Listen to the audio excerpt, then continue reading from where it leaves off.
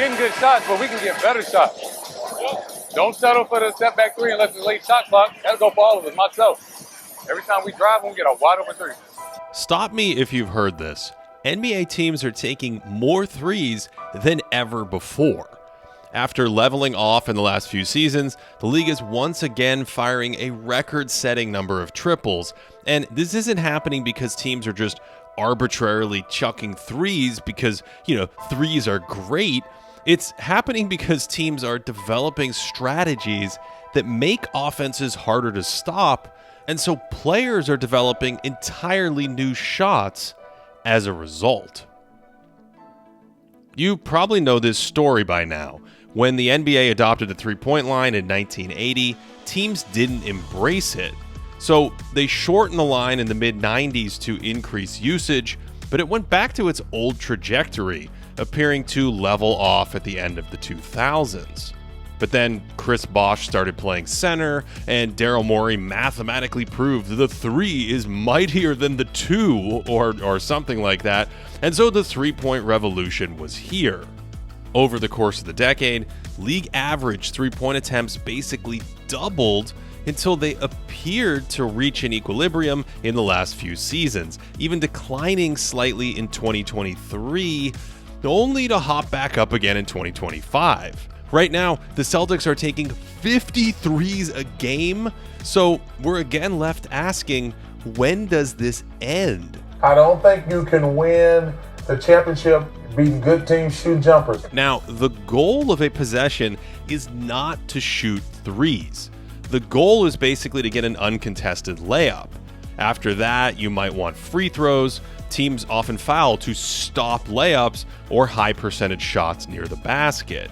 And only then, when option A and 1A are taken away, do teams look for high percentage threes. Because, 40% from 3 is like 60% from 2. So the 3 is never really the primary attack. It's just a response to teams taking away the primary attack. And that's where modern X's and O's come into play. Offenses needed a way to remove defenders from the basket area to improve layup efficiency. That was impossible with big men who couldn't shoot. Why would defenses come out and guard them?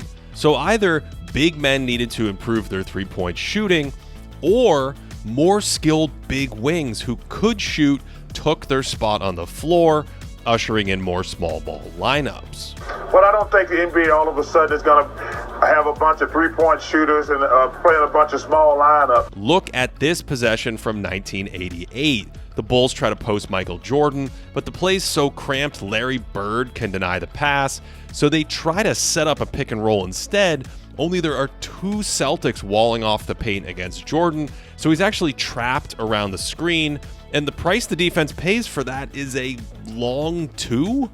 So the Bulls' two non-shooting big men hanging out near the basket here allowed the Celtics to clog the paint, and then they ended up with an open 30-something% jumper. Skip ahead to 2004, where three-point attempts had nearly tripled around the league. And on this play, the Lakers have two non-spacing big men on the floor, and the camera has to zoom out a little bit more because they space their three perimeter shooters behind the line. Still, LA isn't really looking for this cross-court cut to turn into a three for Derek Fisher, so Chauncey Billups can hang around and wall off the basket, and Ben Wallace is lurking nearby because his man, Karl Malone, also isn't a three-point shooting threat. And so even when Kobe gets it, there are a wall of Pistons in front of him. They have to work to get this entry pass into Shaq. And then again, these shooters spot up for maybe 40% two-pointers. Now let's skip ahead another 20 years, where the attempts have increased 2.5-fold again. And it's common to see possessions with 5 shooters spaced beyond the three-point line like this, so there are 0 help defenders protecting the basket. In this sense, the goal of the three-point shot is, more than anything, really to open up the layup. It's to force defenses to make a choice between protecting the area around the hoop or stretching out to the three-point line to defend outside shooters. Compare this to those older possessions. There's a screen near half court, no one is in the paint, and when the ball changes sides, 2 defenders go to the shooter, so a third Hawk has to help at the rim. A 4th Hawk takes away the layup on the other side, so the ball goes back out to the perimeter, and because everyone can shoot, the defense picked the 3-point poison over the 2. All good offense forces defense into this pickle. Is this a layup pass for Chet Holmgren? Maybe. So now there are 2 defenders helping at the hoop, and that leaves a shooter open. But even here, this defender could help on the 3, but he chooses to stay with a potential layup cut, and the penalty is an open Shai Gilgeous-Alexander. These little decisions, these dueling pressure points, are at the heart of every great modern set. Instead of a spread pick and roll, there's an off-ball screen to slow down the primary defender, then a middle pick from the big, and right here, this defender is thinking, which layup threat do I take away? The ball driving toward me or my own man? And that leaves door number 3 open. And he was forced into that choice because the 2 remaining Chicago defenders on the court chose to guard the 3 instead of helping out at the rim. So the graph you might not have seen is the change in scoring close to the hoop. In 2004, teams shot 58% at the rim, before efficiency crept up to about 60% in the following seasons. But as the three-point revolution started, rim efficiency spiked, hitting nearly 67% in 2023. Similarly, short mid-range shots from 4 to 10 feet climbed from 37 or 38% up to 43 or 44% on nearly the same number of attempts at or near the basket. And this is because teams are putting more shooters on the court than ever before. If a big man can't shoot, he's often involved in the pick and roll as a layup threat, or now pulled out to the perimeter as an offensive hub instead of parking himself in the post. It's become trendy to turn a big man into a point guard, so defenses have to worry about him because he has the ball, even though he can't shoot himself. This hack improves the spacing even more, and teams like the Golden State Warriors have taken advantage of it for years, using Draymond Green as a de facto point guard to dime up teammates for threes or for easier layups. We've seen a rise in guards sprinting into screens at the three-point line because he can then either roll to the basket and apply rim pressure, or out of that same action, the guard can set the screen and then pop behind the line for a high percentage three.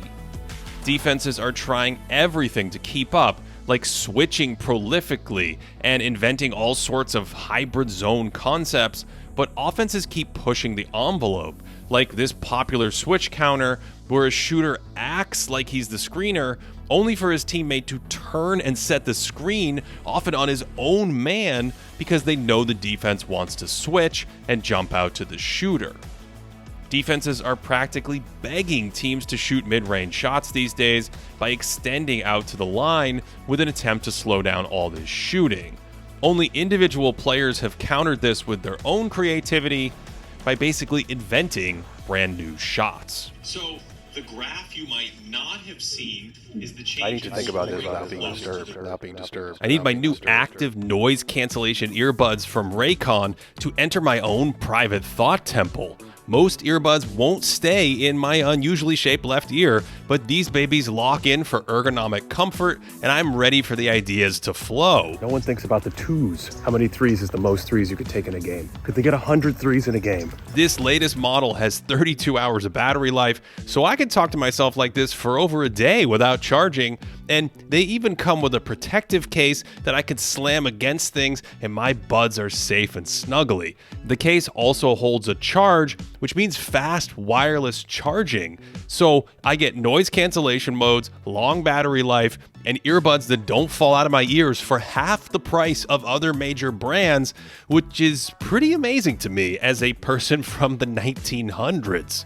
Obviously, we have a discount for you. Go to buyraycon.com/greatday and get up to 15% off site-wide. That's right, you'll get up to 15% off everything on Raycon's website when you go to buyraycon.com/greatday. Now back to the basketball. Let's go back to that chart on league-wide three-point shooting. Notice how the league leader is never too far from the average. Rick Pitino loved the three, but his unorthodox Knicks team only took about 15 per game. The 2003 Celtics were coached by Pitino disciple Jim O'Brien, and they lapped the league with only 26 threes per contest. Even the Mike D'Antoni Rockets launched just over 40 threes a game, which would rank 8th this season. In other words, no matter how many threes a team wants to shoot, they're limited by the number of threes the players are comfortable shooting. We discussed this concept a few years ago, but it's more than just young players practicing threes or even big men extending their range. This is about players all over the league adding shots to their arsenals that simply didn't exist in the past. The most notable example is James Harden's step back. Other players in the past had a step back, and Manu Ginobili was probably the first player to shoot step back threes with any sort of volume, but Harden's version wouldn't even have been legal before the codification of the gather step. So the Harden-style step-back three allowed driving pressure to set up three-point shooting inside the line, where defenses weren't just giving up a long two anymore, but a much more valuable three. The next innovation in three-point shooting was the deep three, where players used even more of the real estate on the floor to fire from anywhere. Steph Curry ushered in this era in the mid-2010s, but a number of players have followed suit. And again, this is an offensive counter at the player level designed to expose defenses reacting to the high-pressure points on the floor. The more players that practice this, the harder it is for defenses to take away the shot, and thus the more three-pointers attempted. And the creativity doesn't end there. We're now seeing a number of players catch and shoot the ball without bringing it down first. This no-dip three is practiced by a number of shooters, and it epitomizes the entire three-point boom, because teams put more shooters on the court to take advantage of the three, especially the corner three, and players have responded by improving their release speed on catch and shoots. Some players use a kind of partial no-dip, where they keep the ball high with minimal drop to increase the release time, but there's a ton of pure no-dippers now, where before the ball arrives, a player basically starts his shooting motion and then finishes it without bringing it down. By the way, the earliest no-dip three I've seen is from 1996 when Jeff Hornacek beat the shot clock, and necessity is the mother of invention. But it took 25 more years before game strategy led players to start adopting this shot across the league. Speaking of inventions, we are now all the way through the looking glass. I'm curious about the floater three. When do you take one? Do you turn the corner on a ball screen and shoot one really quick when they're not ready for it? Do you take one in transition? That's right, players are now shooting one-legged running floater threes. The first question people ask when they see this shot is, why? Why not just stop and shoot a two-footed pull-up? And the simple answer is that it theoretically adds speed and makes the shot harder to defend, just like a no-dip would. But there's another dimension to the floater three that can stress defenses, which is to blend it into a jump pass. So the shot is most dangerous from a great passer, and this is why Trae Young is the king of the floater three right now. This shot is still in its infancy and rare, but Young naturally comes off a high screen like this and jump passes to a rim runner.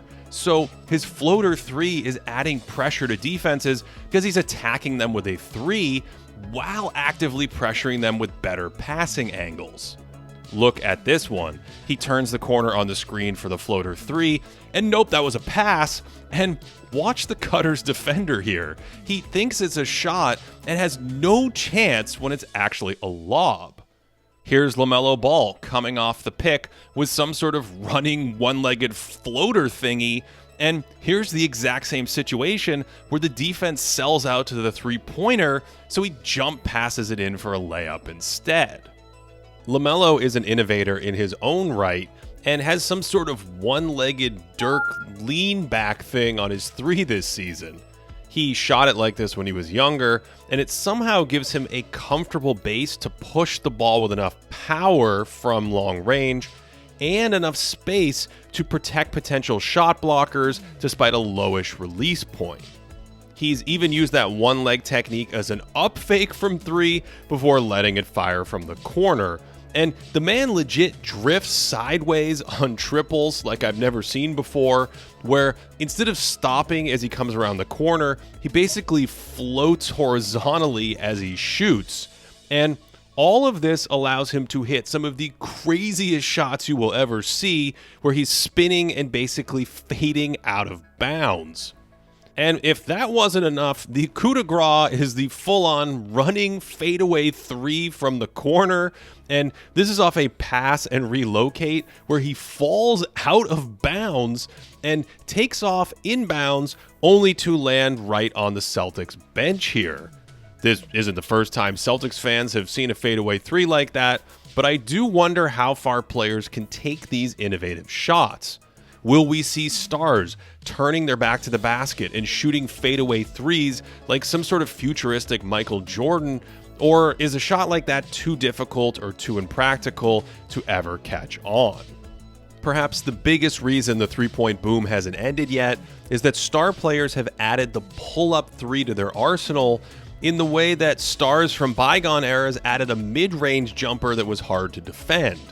Kobe worked on a 16-foot fadeaway, while Jason Tatum keeps working on his pull-up 3 off the dribble. In 2014, there were less than 10 pull-up 3s in an average NBA game, and that number doubled by 2019, and it's yet again where we're seeing a bump in 2025. More stars are working on ways to stretch out defenses and making it harder for them to defend high-percentage 3s and 2s. And in that sense, the offense doesn't determine the theoretical perfect number of 3s to take in a game, the defense does. Whatever answers defenses can find will either open up more of these innovative shots, or it will shift an emphasis towards shots closer to the basket. So I don't know if we'll ever see a team take 63s in a game with the current rules. That would be more like 2/3 of their attempts from downtown, whereas most top teams today are closer to half of field goal attempts coming from 3. But I do think there's a little more juice to squeeze out of this lemon, and until defenses come up with a good answer, we're still going to see the most effective basketball offense of all time. To support this channel, patreon.com/thinkingbasketball. That's where we have proprietary stats on teams and players throughout the year. We also have a Discord community, and you can get all of our extra video content over there, or sign up on YouTube as a member, where we also live stream the podcast. Thanks for watching all the way to the end on this one. Hope you enjoyed it and that you are having a great day.